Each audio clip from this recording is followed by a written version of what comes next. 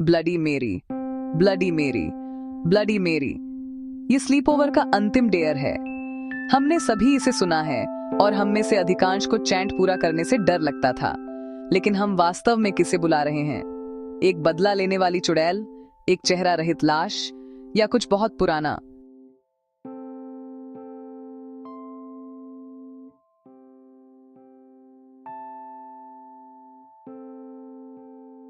आज यह किंवदंती अंधेरे बाथरूम में खेला जाने वाला खेल है, लेकिन सदियों पहले यह जीवन और मृत्यु का एक अनुष्ठान था।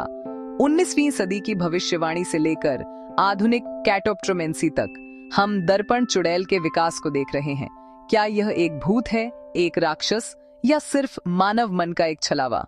आइए लाइट्स बंद करें और ब्लडी मेरी की किंवदंती में गोता लगाएं।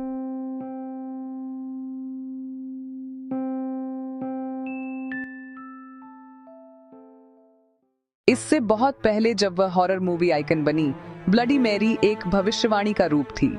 1900 के दशक की शुरुआत में युवा महिलाएं बाथरूम में चैंट नहीं करती थीं। इसके बजाय अनुष्ठान उनकी भविष्य की परीक्षा था। किंवदंती कहती है कि अगर एक युवा महिला अंधेरे घर में सीढ़ियां पीछे की ओर चढ़े, मोमबत्ती और हैंड मिरर पकड़े हुए, तो वह कांच में अपने भविष्य के पति का चेहरा देखेगी। यह रोमांटिक होने वाला था, लेकिन एक भयानक पकड़ थी। अगर मिरर में खोपड़ी या ग्रिम रीपर दिखे, तो इसका मतलब था कि वह शादी करने से पहले मर जाएगी। यह प्रारंभिक संस्करण सुझाव देता है कि मिरर में आत्मा कोई घुसपैठिया नहीं थी, बल्कि भाग्य का ही प्रतिबिंब था।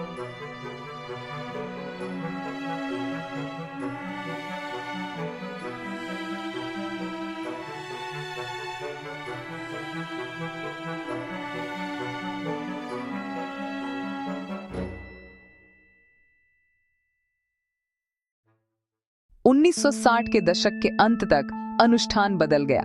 यह सीढ़ियों से बाथरूम में चला गया और कैटोप्ट्रोमेंसी के नाम से जाना जाने वाला समूह गतिविधि बन गया। दर्पण का उपयोग करके भविष्यवाणी।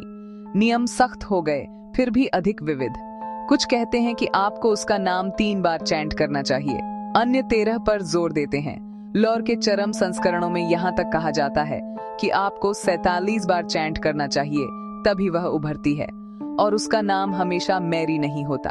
जहां आप बड़े हुए, उसके आधार पर आप हेल मैरी या मैरी वर्थ को बुला सकते थे, लेकिन परिणाम हमेशा एक जैसे होते हैं। एक भयानक एपरिशन, जिसे लाश या खून से सनी चुड़ैल के रूप में वर्णित किया जाता है, उसे सफलतापूर्वक बुलाने के परिणाम गालियों और गला घोंटने से लेकर आंखें खरोचने तक कुछ भी।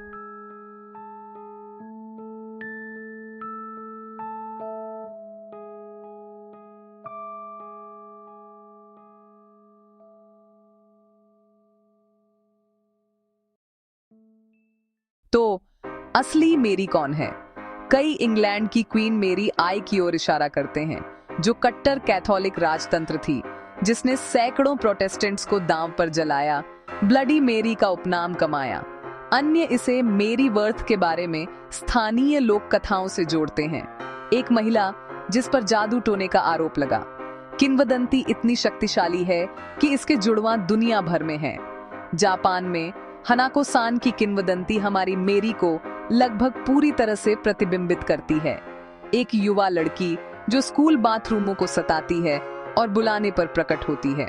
ऐसा लगता है कि मिरर में चीज का डर एक सार्वभौमिक मानव अनुभव है।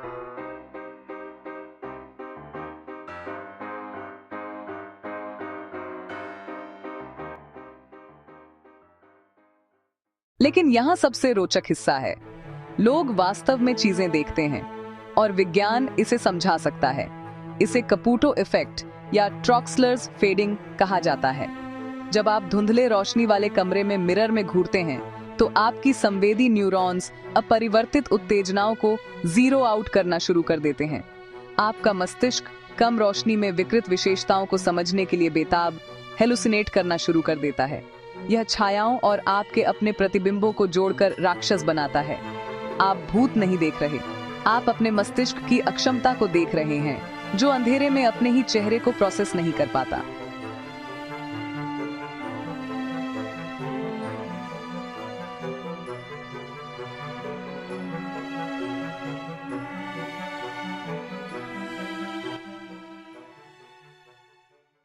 दयालु आत्मा या द्वेषपूर्ण राक्षस।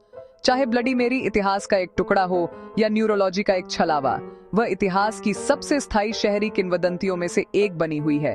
वह हमारे सबसे गहरे डरों का प्रतिनिधित्व करती है, भविष्य के डर, मृत्यु के डर, और जब हम अकेले होते हैं तो हमें क्या देख रहा हो सकता है उस डर का। तो अगली बार जब आप खुद को अंधेरे बाथरूम में मोमबत्ती के साथ पाएं, क्या आप नाम लेंगे, या स्वाटी 7वीं बार क्या हो सकता है, उस जोखिम को बहुत अधिक माना जाएगा। देखने के लिए धन्यवाद। अगर आपने कभी अनुष्ठान आजमाया है तो हमें कमेंट्स में बताएं कि आपने क्या देखा। अगर आप हिम्मत कर सकें, लाइक और सब्सक्राइब करना न भूलें, और शायद आज रात लाइट्स ऑन रखें। एक धीमी, दूर की महिला हंसी।